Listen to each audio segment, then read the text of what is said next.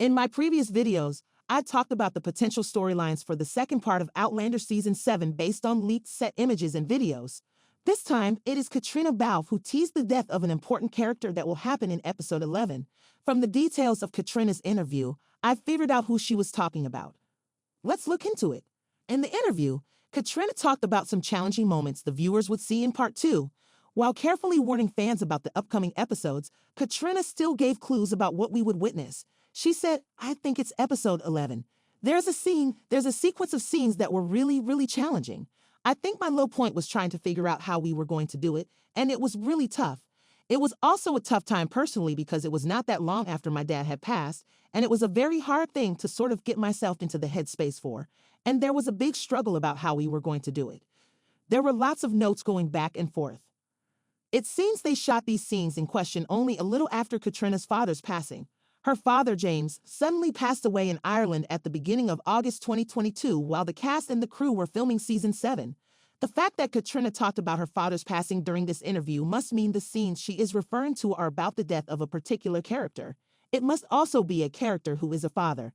Since we don't know who Claire's father is and Jamie's father is dead, it will be someone else. As you know, Season 7 Part 2 will start with Jamie, Claire, and young Ian in Scotland. They will first take care of Simon Fraser's funeral and then go to Lallybroch to see Jenny and the original Anne.